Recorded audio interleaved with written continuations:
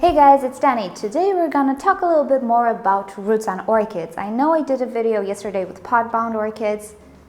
It kind of has to do with that as well, but today we're gonna touch base a little bit, not much, a little bit with water culture as well. It's a subject I don't really talk about because I don't really like it. But ever since my initial experience, well, things have changed through trial and error, obviously. And actually water culture has reached to a level where I'm a little bit more comfortable with it. Doesn't mean I'll ever try it because I still don't like it, but at least I have something to share with you guys. I have kind of a comprehensive guide to share with you. Anyway, that method of growing relates a little bit to what I wanted to talk to you about today, and this is why I believe that when it comes to orchid roots, more is more. So let me explain to you why. Now, a while back I made a video about what orchid functions are. Our discussion today will relate to that as well, so if you missed it and would like to see it, I'll link you down below to that video.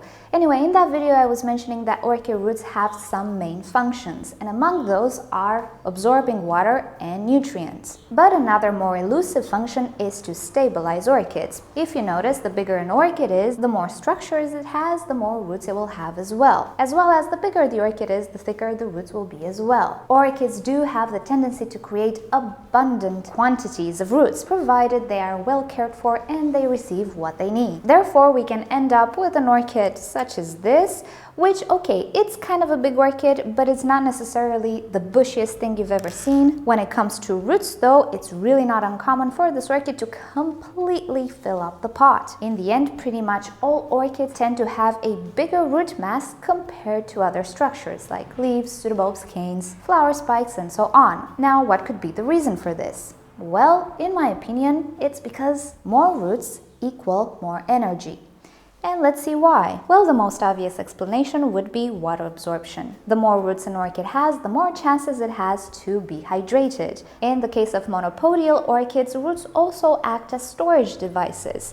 So the first point would be the more roots an orchid has, the more hydrated it will be because it will retain more water. A second point would be that the more roots you have, the more nutrients you can pick up. And that is pretty crucial when it comes to some orchids, such as the catasetum orchids. And if you are familiar with them, you know that they have one of the fastest growth patterns in the orchid world, at least the ones we can grow. And this is because they absolutely need to mature a big pseudobulb with pretty long leaves within less than a year. So they need a lot of water, also a lot of nutrients. Therefore, they are creating a massive root system within only 9 months. So it's pretty easy to understand why orchids create so many roots. It's not necessarily only for anchoring purposes, although that's a very important aspect, but also for water absorbance and storing and nutrient absorption. Now, if you've ever had an orchid which lost all of its roots or the vast majority of its roots, you know that it will be set back no matter what, with a few exceptions perhaps, such as the dormancy orchids, which usually do tend to lose some of their roots, if not all of them, like some catasetums. The rest of the orchids, though, are really impacted by loss of roots. Now, why is that? Well, because water absorption and nutrient absorption. For an orchid to be able to create the full potential of its structures, such as leaves and flower spikes and flowers, it needs to have enough roots as to be able to consume enough nutrients to sustain those other structures, and also enough water to hydrate them. And as we've all discovered, the more roots an orchid has, the more vigorous it grows, the faster it grows, the better the blooms will be as well, provided we are offering the other external factors that affect it, such as temperature, light quantity, and so on. So now that we understand why roots are so important for an orchid, it's pretty logical that our main goal usually is to have a lot of roots. If we have roots that are healthy and viable, we know that the orchid will only do better from then, and it's just up to us to provide the proper care and the proper environment. Now, this idea that I have about more is more also relates to another video that I did recently about layering.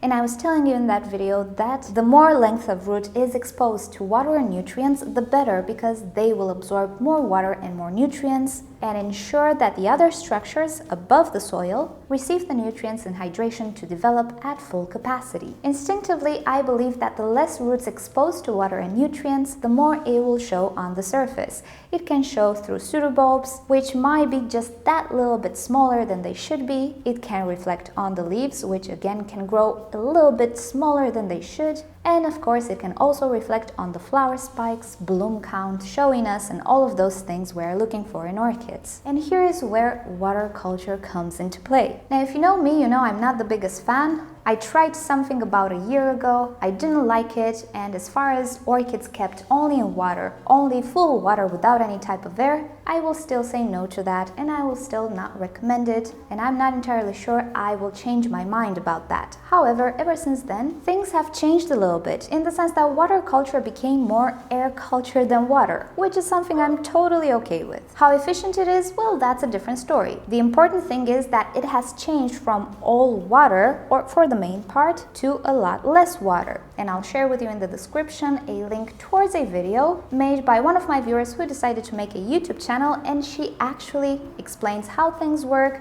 many things about water culture that I cannot answer. It is pretty much the most comprehensive guide that I've seen yet on YouTube or other platforms. And I know that many of you guys asked me about water culture and I could not answer to you, but there you go. Now I can direct you to something that will probably answer a lot of your questions. Now, even if water culture transformed into air and water culture, or more air than water, a little side note, I do find water culture name as being misleaded. It's not only water, it's actually more air. But that's my personal thing, and of course you can call it whatever you like. There are still things that I don't like about it, and from the pictures and results that I've seen, I'm not necessarily impressed. Now, I've seen that orchids can survive it, mainly after the transition to more air. Also, I've seen that people tend to keep orchids which do like a lot of air, like cattleyas, more days in air and fewer days in water. Pretty much what happens when we have bare-rooted vandas and we either keep them in a vase or we soak them in a bucket. A little side note, yet again, we've been doing this for a lot of years now. We never called it water culture, it's bare root, whether you keep it in a container, in a basket, or in thin air. But again, that's my own personal thing. And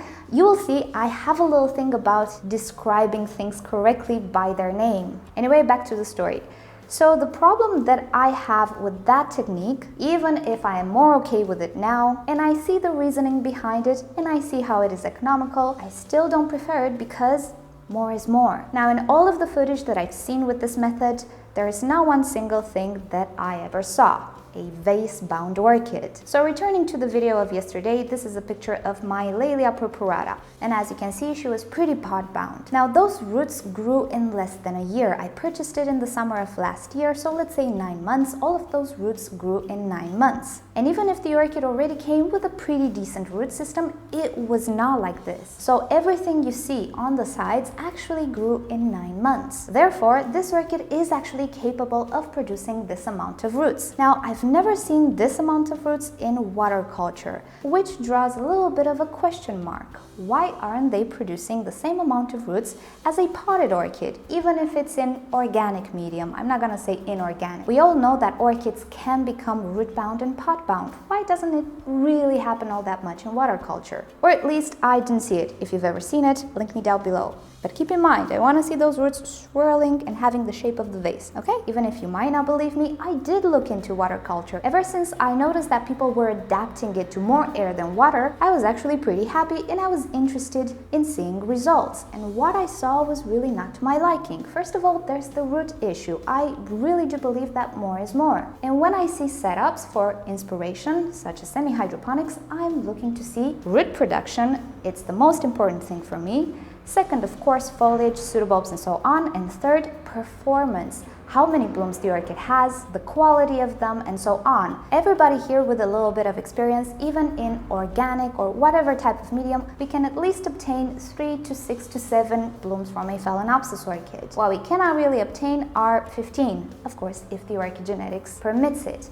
That's what I'm looking for, and that's what I'm looking in setups to see. Roots and flower production, pretty much performance. All of the orchids awarded in shows are actually in organic medium. But the single problem that I have with that is that results might be limited to a certain amount of time. You have a big orchid, very flashy flowers, you repot it, next year you might not have the same results. I can see how water culture actually solves this because you don't actually need to repot anything. But the question that I have is, does water culture produce such results that I am expecting from organic medium at least once every X amount of years? Well, that's a question I didn't find an answer for.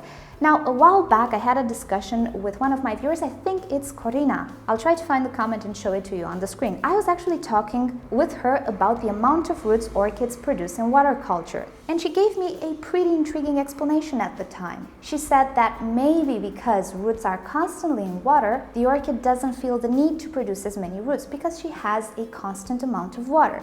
And at the time, I did admit, well, that's a very intriguing idea and I'll think about it. So let's think a little bit about semi-hydroponics. Theoretically, in that system, roots are never allowed to completely go bone dry and all the media should theoretically be at all times moist. The reservoir is present with water, so theoretically the orchids are continuously hydrated in that system, but they're also provided air because of the spaces between the leca. So even if those orchids do benefit from constant moisture, there are a lot of cases of root-bound orchids in semi-hydroponics. And I really like to see that. At some point, somebody was suggesting that even semi-hydroponic orchids need to be repotted from time to time because there are so many roots that there is no more space in between leca. So, taking these examples into account, can we really draw the conclusion that if an orchid has constant moisture at all times, it doesn't feel the need to produce so many roots? Well, I don't think we can, because we have the semi-hydroponic system that shows us orchids with a ton of roots, pretty comparable to what we see in organic medium as well. So the question still remains, why those orchids cannot produce as many roots as other orchids in other types of medium with more air? Now, I'm not saying that water culture will kill orchids. I'll state it again, it reached to a state where I'm more okay with it. Do I want to use it? Not necessarily, but that doesn't really matter. And I will agree that it works at least in maintaining your orchid alive and actually blooming. How well it's gonna bloom, that's debatable, at least in my eyes. I want to see more than that, and I'm hoping and trying to obtain more than that. If I will succeed or fail, I'm not sure, but I will find out. So far, after this amount of years, I did not see one single orchid in water culture produce as many roots as my purpurata produced in 9 months.